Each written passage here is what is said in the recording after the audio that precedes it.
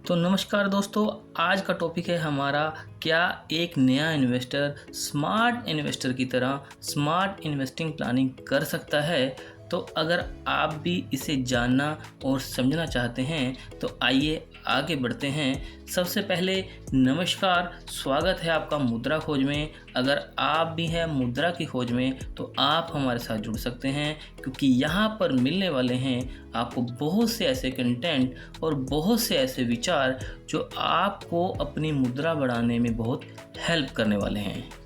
आज का टॉपिक हमारा यही है कि एक स्मार्ट इन्वेस्टर कैसे स्मार्ट इन्वेस्टिंग की प्लानिंग कर सकता है। आपने अक्सर देखा होगा कि मार्केट में कोई भी स्टॉक मार्केट में इन्वेस्ट करने के लिए आता है या कोई नया इन्वेस्टर स्टॉक मार्केट में इन्वेस्ट करता है तो वह बहुत असमंजस में पड़ जाता है, क्योंकि उसको स्टॉक मार्केट में बहुत सारे स्टॉक दिखाई देते हैं या फिर वो इधर उधर दिमाग लगाता है या फिर वो मीडिया से, सोशल नेटवर्किंग से या फिर किसी की सलाह से स्टॉक को चुनना चाहता है। पर क्या यह हो सकता है कि अगर एक स्मार्ट इन्वेस्टर की तरह वह बिहेव करे और उसको सभी चीज़ें बनी बनाई या फिर एक अच्छी कंपनी की लिस्ट मिल जाए ताकि उसको कहीं और देखना ना पड़े। तो अगर आप भी ऐसी ही असमंजस में फंस चुके हैं या फिर इस ऐसी ही असमंजस में हैं तो आज का वीडियो आपके बहुत काम का होने वाला है। तो आइए आगे बढ़ते हैं और जानते हैं कि कैसे आप भी स्मार्ट इन्वेस्टर की तरह बिहेव कर सकते हैं और ताकि आप भी औरों की तरह नुकसान ना खाएं और आपको बहुत से स्टॉक पर नज़र ना डालनी पड़े। तो सबसे पहले हमें यह जानना और समझना होगा कि जो इन्वेस्टिंग होती है वह एक लंबे समय के लिए होती है, 3 साल के लिए या फिर 5 साल के लिए या फिर इससे अधिक सालों के लिए भी। तभी वह हमें एक अच्छा रिटर्न दे पाती है, जो कि एक अच्छा स्टॉक हो या फिर कोई अच्छा बिजनेस हो जिसमें आपने अपना पैसा इन्वेस्ट करा है। अब बात करते हैं उस टूल की कि जिसको यूज़ कर कर एक स्मार्ट इन्वेस्टर स्मार्ट इन्वेस्टिंग की प्लानिंग कर सकता है, और उस टूल का नाम है निफ्टी 50 इंडेक्स, जो कि एनएससी का सबसे पॉपुलर इंडेक्स है, जहां पर भारत की सबसे बड़ी और सबसे अच्छी और सबसे बड़ी मार्केट कैप वाली कंपनियों को शामिल किया जाता है। तो सबसे पहले हम देखते हैं कि एक स्मार्ट इन्वेस्टर को अपनी स्मार्ट इन्वेस्टिंग करने के लिए इसको क्यों यूज़ करना चाहिए। जैसे कि हमने ऊपर जाना, यह एक एनएसई का एक इंडेक्स है जो कि भारत की सबसे अच्छी 50 कंपनियों को सूचित करता है। अब आपके सामने अच्छी 50 कंपनियों की लिस्ट आ चुकी है, जहां पर आप अपने पसंद के सेक्टर को चुन सकते हैं या अपनी पसंद की कंपनी को चुन सकते हैं।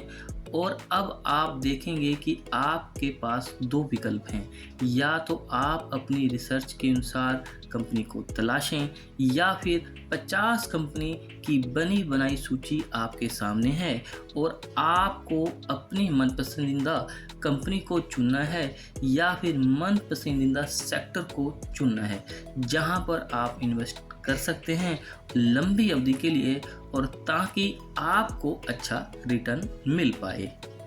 तो आइए अब हम देखते हैं कि कैसे हम एक स्मार्ट इन्वेस्टर की तरह इसमें सेक्टर वाइज एनालिसिस कर सकते हैं, ताकि हमें पता चल पाए कि कौन से सेक्टर का कितना कंट्रीब्यूशन है इस इंडेक्स में और कौन से सेक्टर का मार्केट में कितना स्कोप है, जो कि ये इंडेक्स दर्शाता है।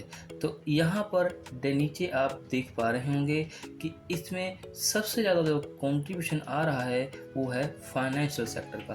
जो फाइनेंशियल सेक्टर का कंट्रीब्यूशन 37% के आसपास है, जहाँ पर दूसरे नंबर पर आईटी सेक्टर है जिसका कंट्रीब्यूशन 18% के आसपास आ रहा है। तीसरे नंबर का सेक्टर जो है ऑयल एंड गैस, जिसका कंट्रीब्यूशन ऑलमोस्ट 12% के आसपास आ रहा है। चौथे नंबर पर सेक्टर जो आ रहा है कंज्यूमर गुड्स है, यानी कि इसे आप FMCG भी कह सकते हैं, और इसका जो कंट्रीब्यूशन है 11% के आसपास आ रहा है।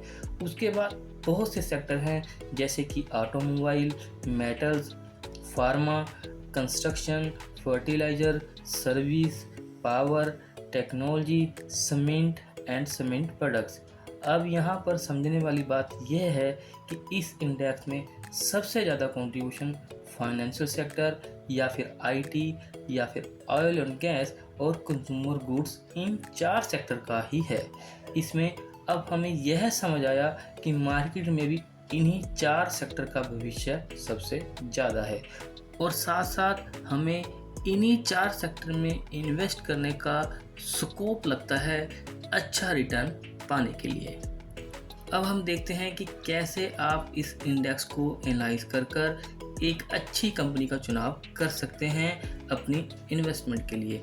अब तक हम समझ चुके हैं कि अच्छे सेक्टर को या फिर मार्केट में कौन से अच्छे सेक्टर हैं उनको समझ चुके हैं, और अच्छी कंपनी का चुनाव करने के लिए आपके पास 2 तरीके हो सकते हैं। या तो आपकी मार्केट में कोई पसंदीदा कंपनी हो, या फिर आपके मन पसंदीदा सेक्टर की कोई इस इंडेक्स में कंपनी हो, आप उसे चुन सकते हैं अपने इन्वेस्टमेंट के लिए, और आप उसके साथ साथ आगे बढ़ सकते हैं। या दूसरा तरीका यह भी हो सकता है कि NSE के द्वारा ही 12 कंपनी की लिस्ट जारी की गई है 2021 में, जो 12 कंपनीज जब से यह इंडेक्स बना है तब से इस इंडेक्स में शामिल हैं, और उसके साथ साथ इन 12 कंपनीज ने अपने इन्वेस्टर का पिछले कई दशकों में बहुत विश्वास भी जीता है, और साथ साथ इन कंपनीज ने अपने इन्वेस्टर को बहुत अच्छा रिटर्न भी दिया है। अब जानते हैं इन 12 कंपनीज का नाम। तो सबसे पहले है रिलायंस इंडस्ट्री, जो कि इस इंडेक्स में सबसे ज़्यादा कंट्रीब्यूशन रखती है। दूसरा है HDFC बैंक।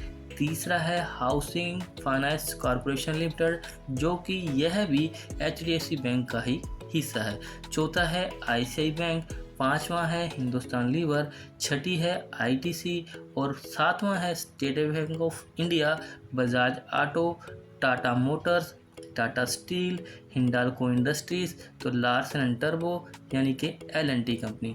तो आप देख सकते हैं यहाँ पर, तो इस तरह आप भी अपने पसंद की कंपनी को चुन सकते हैं, और आप भी एक स्मार्ट इन्वेस्टर की तरह स्मार्ट प्लानिंग कर सकते हैं अपनी इन्वेस्टमेंट के लिए। तो इस तरह के नियम को अपनाकर आप भी एक स्मार्ट इन्वेस्टर की तरह बिहेव कर सकते हैं, और आप अपनी इन्वेस्टिंग की प्लानिंग कर सकते हैं, जहां पर बहुत से इन्वेस्टर इधर उधर की कंपनियों को खोजकर या फिर सोशल मीडिया की न्यूज़ की तरफ ध्यान देकर अपना वक्त जाया करते हैं, और इस तरह आप अपने समय को और आप अपनी एनर्जी को दोनों को बचा सकते हैं। और इस तरह के इंडेक्स जिस कंपनी द्वारा संचालित किए जाते हैं, जैसे कि निफ्टी 50 जो इंडेक्स है वो NSE के द्वारा ही संचालित किया जाता है। यहाँ सभी तरह की जिम्मेदारियाँ NSE की ही हो जाती हैं। जैसे कि 50 कंपनियों में से अगर कोई कंपनी परफॉर्म ना कर पाए, या फिर उनके पैरामीटर्स के अकॉर्डिंग काम ना कर पाए, या फिर उनके नॉर्म्स के अकॉर्डिंग परफॉर्म ना कर पाए, तो उसको इंडेक्स से बाहर कर दिया जाता है, और उसके बदले एक और अच्छी कंपनी को शामिल किया जाता है।